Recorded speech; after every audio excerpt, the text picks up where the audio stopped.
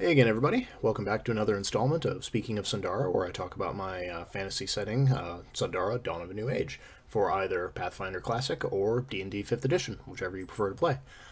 Oh, seems my co-host is trying to leave us. And apologies before we get started for the harsh lighting, but I tried to do a recording this morning, and the demolition crews were just running through my building, so I figured better to do it at night and wait for everything to get really quiet. But without further ado, I wanted to sort of backtrack and address something that was part of one of our earlier videos. I touched on dwarves as part of the Species of Sundara splats that were coming out. But as folks who have been picking those books up will know, dwarves were not actually the first one that came out. Dwarves were the second installment of that series. The Foundation, and the one I kind of picked to start the whole thing off with, because I thought it was one of the more familiar species, one of the ones that's kind of iconic for fantasy RPGs, is Elves. And so I sort of wanted to pull back the curtain a bit and give people a glance as to what I did with them, how I changed things, and why I think you should check them out in this setting. So, beginning at the beginning of when I say fantasy elf, what's the thing that comes to your mind? Chances are most of us are thinking of, what Mr. Tolkien did in his books. And there's a lot of that spirit, a lot of those elements that are still present in Sundara and Elves. They are one of, if not the oldest of the elder species. No one's entirely sure who made them or why. There are lots of rumors, lots of legends, lots of myths. But even the elves themselves aren't entirely sure where they all come from. And they have all of this knowledge, all of these pieces of wisdom, and even technological abilities that have been handed down through the centuries that the younger species either haven't figured out yet or haven't been shared with them. And so that's kind of the things we're used to, those are the things we expect. But I figured that a way to make elves really different, to sort of start the wheels turning, is we're used to elves being very few in number, as they kind of represent that lost age, that memory of the past that hasn't quite faded yet. But Sundara's never had a golden age. It's things progress very messily, very willy-nilly. And so I wanted elves to kind of represent something different here. And in this case, elves are extraordinarily adaptable. It's one of the things that they're known for, of elves will adapt themselves and their cultures to fit wherever they happen to be living, survival of the fittest as it were, rather than changing the environment around them purely to suit their own needs, the way lots of humans do. And so this has led to an extraordinary diversity amongst elves in style, philosophy, culture, and even physical abilities and appearance, because so many of them have changed, even just over a few generations in a particular area. And so I figured I'd list off the sample elves that I gave, and kind of give these as a bit of a teaser. And if folks really like what I'm doing with these species, I purposely left the door open so I could go back and I could do follow-up books, do more mechanical options, more story stuff, more history. So keep that in mind. Toss it in the comments if you want me to go back and do more of that. But anyway, on to the elves. And the ones I started with were the Gartery. And the easy way to explain them is they're essentially what you think of when you think elves from the deep woods, or elves from the forests. They're quiet, they're kind of reclusive, they're a little unusual, and there's just all these stories about them talking to the trees and the forest obeying them, and them being so old that many of them have actually planted these ancient forests that have not known the touch of the axe for thousands of years.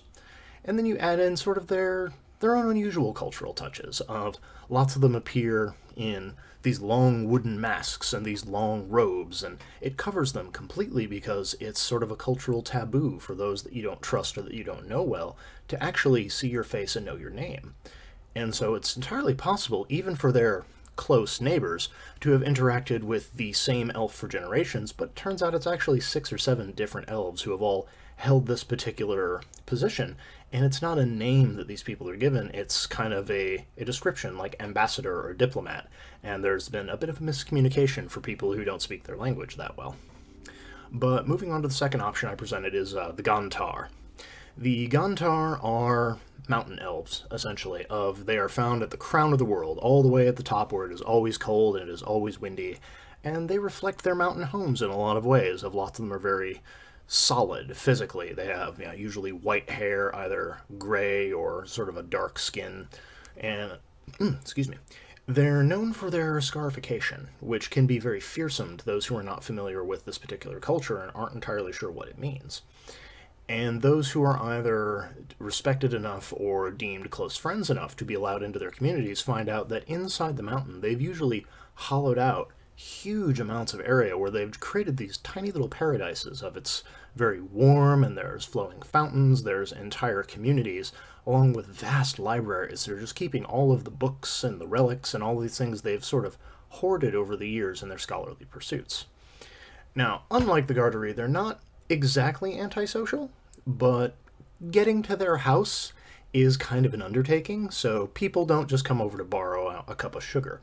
And same thing for the Gantara interacting with any of their close neighbors, aside from occasionally Rodan dwarves, who also tend to live in the mountains, of going all the way down a mountain to talk to your nearest community is a hike. They don't do that on the spur of the moment, so it's less that they're purposefully avoiding people who they share a border with, and more of just, it's not worth the time or the energy. So they seem more mysterious, even if they're not really putting in the energy for it.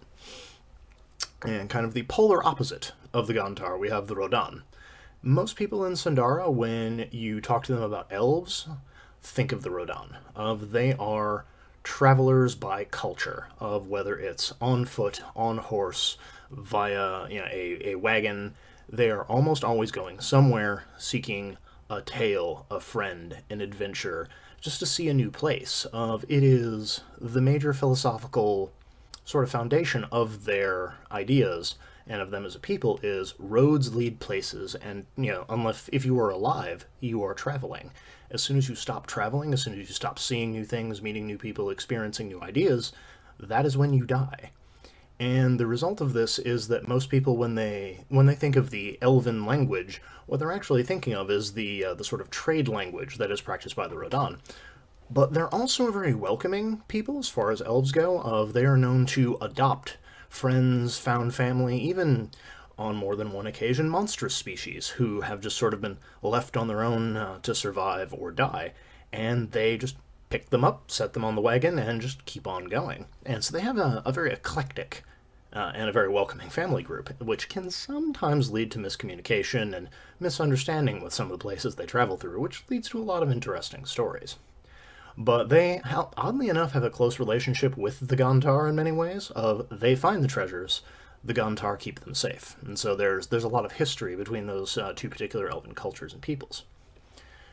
Going past them, we have the Melisas, who the easy explanation, the elevator pitch for them is this is what happens when the Drow are also the Adams family. I wanted to have those deep elves from way down in the ground, and I wanted to have them to have that kind of weirdness, that unusualness that we usually ascribe to creatures that live so far beneath the surface. But I didn't want them to have all the baggage that we normally associate with the Drow, even though they've been changing and updating as the years have gone by.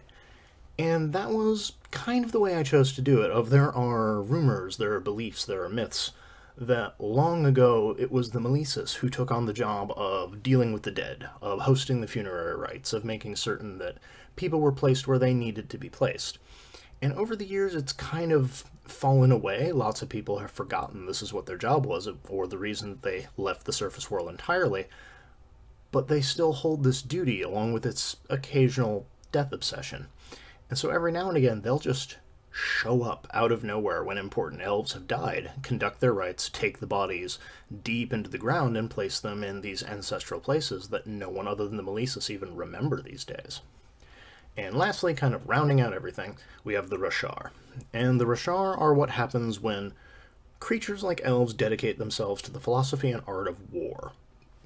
And it's less of the all Rashar are soldiers, though many of them are, but it's that kind of warrior-poet ideal of seeing the world in sort of the lines of a battlefield, of violence, conflict, preparation, skills, just planning for war, military strategies. These are the philosophies that the Rashar sort of hold to, and with centuries of life to perfect everything from archery to swordsmanship to spearmanship to formation, strategy, they are a terrifying force to behold when they do decide to take the field, which isn't actually as often as some people might think, because when you hear there's a force of Rashar coming for you, you leave, because the other option is usually defeat.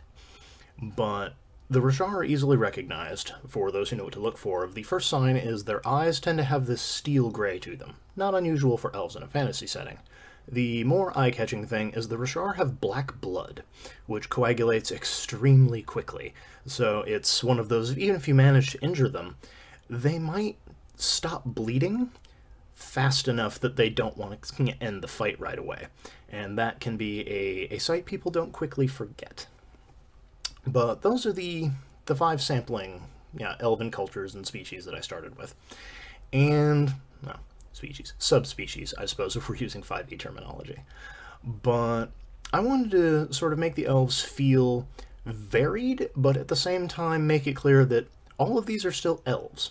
They may have changed locations, they may have different philosophies, they may have long histories, but if a Rashar and a Rodan choose to marry, they will have children. They're both still elves at a fundamental level.